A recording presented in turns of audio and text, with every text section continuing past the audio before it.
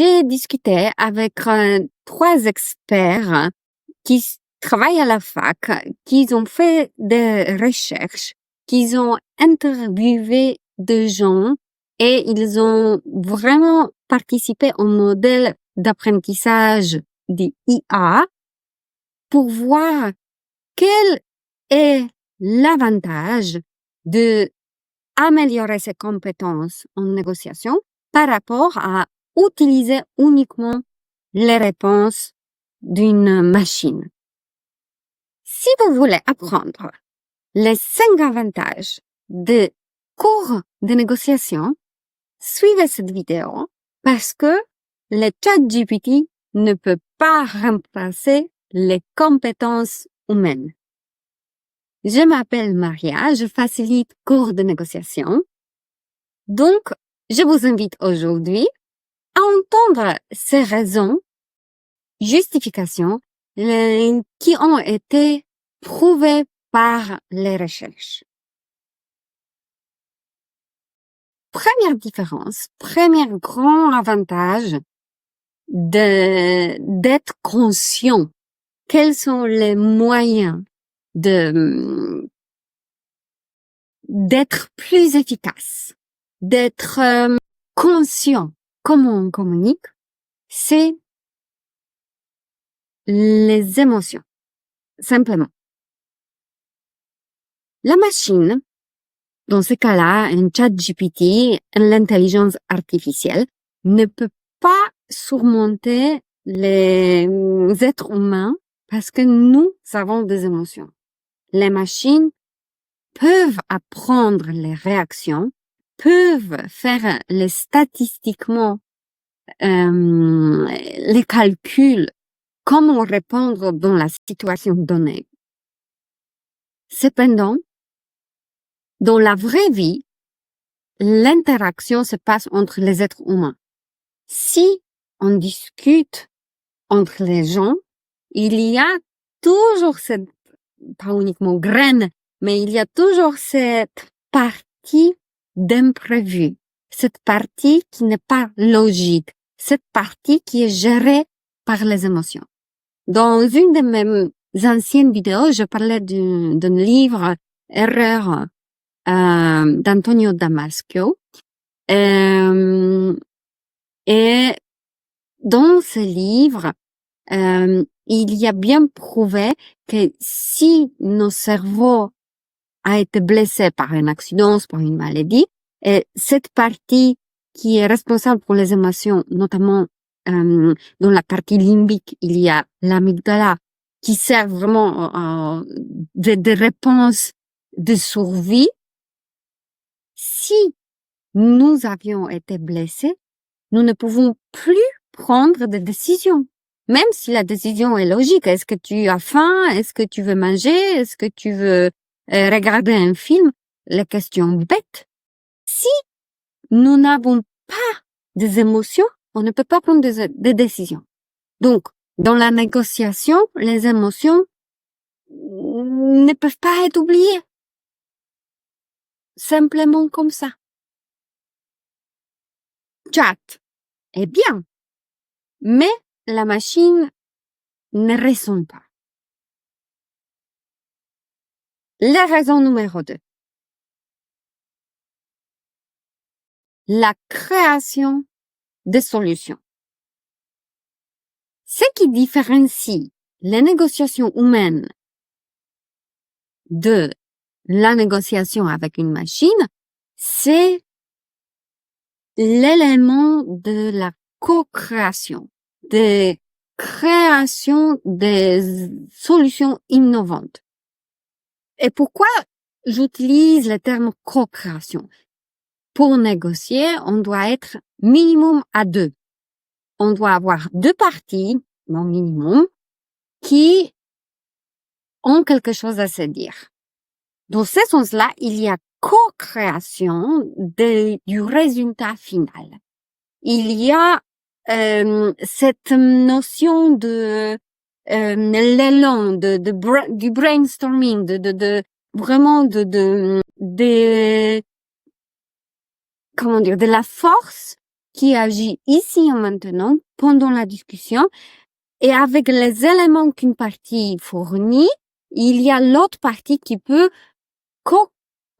construire, qui peut ajouter encore au-dessus.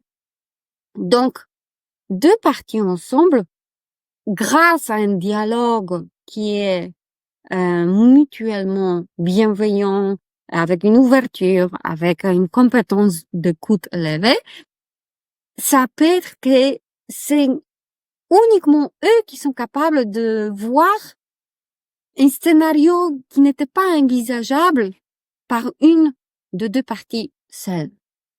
Donc, à nouveau, pourquoi le chat ne peut pas le faire? Le chat ne peut pas créer de nouvelles solutions parce que le chat prend des algorithmes, prend des données qui ont été déjà saisies dans la machine. Donc, il y a un nombre limité de solutions qui ont déjà été utilisées précédemment. C'est uniquement les êtres humains qui sont deux ensemble en même temps, qui ajoutent des éléments du contexte, les éléments internes. Et c'est grâce à cette compétence de l'énergie créatrice qui peuvent, qu'une nouvelle solution peuvent être définies. L'argument numéro 3. La connaissance du contexte. À nouveau, je reviens à la situation d'une négociation.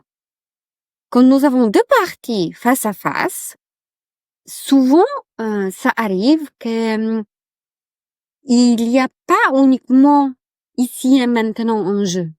Il y a un arrière-plan, il y a une sorte de backstage, il y a l'historique, il y a les données de relations précédentes, il y a le contexte qui est dédié et très similaire à cette famille-là, à cette relation professionnelle. Il y a des années de coopération mutuelle, des expériences lesson learned.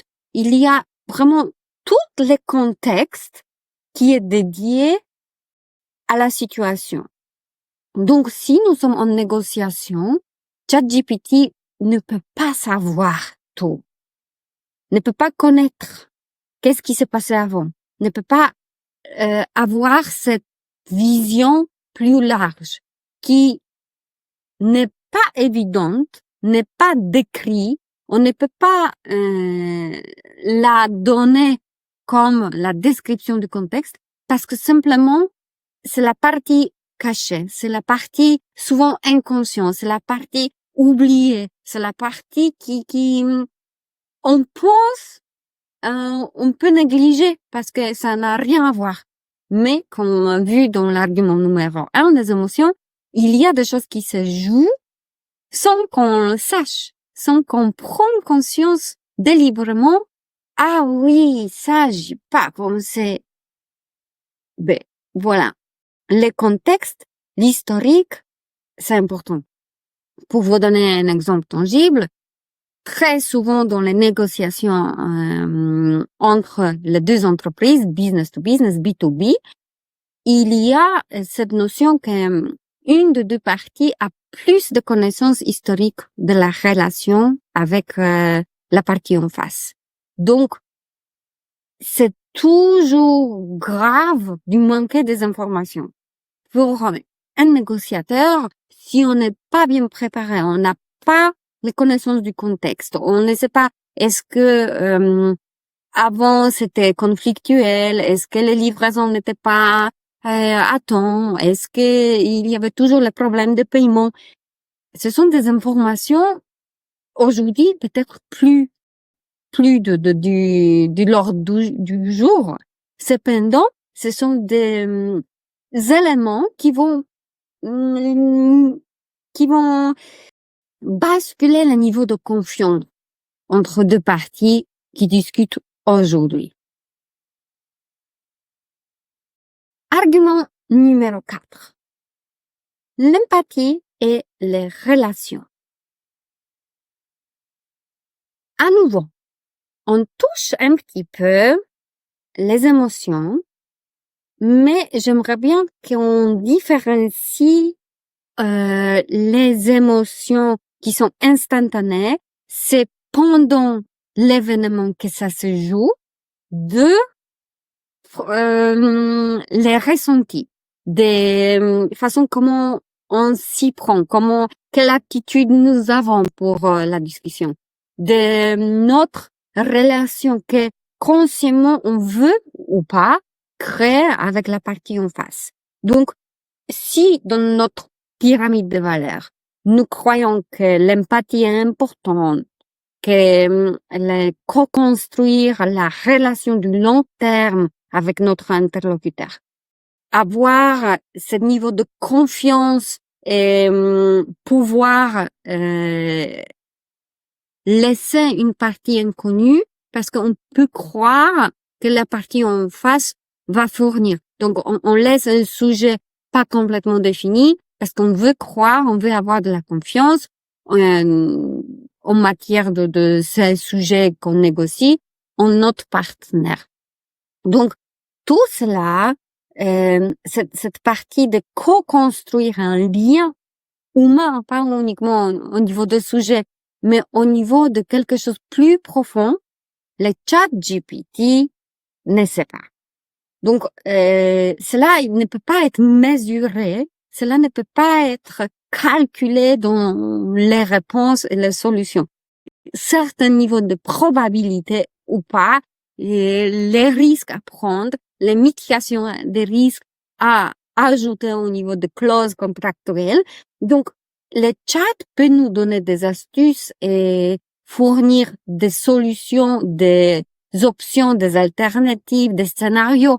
Ce que le chat ne peut pas, c'est de se reconnecter à notre intérieur, à notre humanité, simplement. Donc, si vous voulez bien, la négociation qui ne prend pas en compte la partie humaine dans le sens de valeur et qui nous sommes au niveau des relations qu'on veut construire, à nouveau, le chat. Dernier argument, numéro 5. La prise de décision. Pour négocier, il faut être conscient quels sont mes objectifs, mais aussi quelle est la ligne rouge, quelle est la frontière derrière laquelle on ne peut pas aller. Donc, il y a ces champs de négociation possibles entre ce que je veux, souhaite, ce dont j'ai besoin, et la partie non, je ne suis pas d'accord, ça, on ne peut pas aller plus loin que ça. Ces champs-là, on peut donner à ChatGPT en disant oui, je peux accepter 25, mais je n'ai pas accepté moins que 25 parce que moi, j'espère recevoir 35. Donc, j'ai 10 des champs de possibles de négociation, minimum 25, mais mon souhait, c'est vendre à 35. Ces champs de possibles, Chat va comprendre. Ce qui n'est pas être compris par le chat, c'est comment je vais décider. Est-ce que je valide 25 ou 26 ou 27 et demi? Chat ne peut pas décider pour nous quel prix est juste. Et pas dans le sens de justice, dans le sens de justesse. Et même nous, pour être conscient et sûr de nous, est-ce que je serai satisfaite de 27 et demi? Est-ce que ça va combler mon besoin? C'est là, ce genre de jugements moraux qu'on fait en faisant un dialogue intérieur avec nous-mêmes, recommandation souvent en amont d'une négociation. Donc, pas pendant, mais vraiment, je prends mon temps et je me prépare avec moi-même, je m'aligne sur mes 4 centres décisionnels sur une autre vidéo, vous allez bien voir que nous avons 4 centres qui nous aident à prendre une décision. Donc, comment je prends un jugement? Est-ce que la décision est juste? Le chat, si on lui donne des éléments mesurables, peut nous permettre, au niveau de budget, oui, ça peut être rentable ou pas. Au niveau de deadline, avec les dates, non, ça va pas coller parce que si on est en retard, c'est grave. Mais au niveau des relations, au niveau de qu'est-ce que j'en tire, au niveau de quelle dynamique de risque je suis prêt à porter sur mon dos. Est-ce que je suis un profil risk taker ou est-ce que je suis un profil plutôt stable et sécurisé et qui a besoin de la sécurité? Donc, ces 5 éléments, ces 5 arguments dont je parle aujourd'hui nous montrent que la machine, c'est super. Et la machine peut nous fournir plein d'éléments. Je vais vous dire que moi, je m'en sers pendant mes préparations de négociation, pendant mes négociations et que je fais par mail, par écrit. J'utilise la machine tous les jours dans ma vraie vie quotidienne et professionnelle. Donc, les chats, c'est super. Cependant, en minima dans ces 5 cas de figure, il y a des contraintes dont il faut avoir de la conscience. Si vous voulez quand même discuter avec chat sur votre qualité de la négociation, de votre compétence, de les approfondir, de savoir comment tirer plus de la machine, je vous invite à télécharger un guide comment faire un prompt, comment faire une demande au chat pour qu'il nous fournisse de bonnes réponses de la négociation. Et le lien est à trouver dans le premier commentaire sous cette vidéo. À bientôt!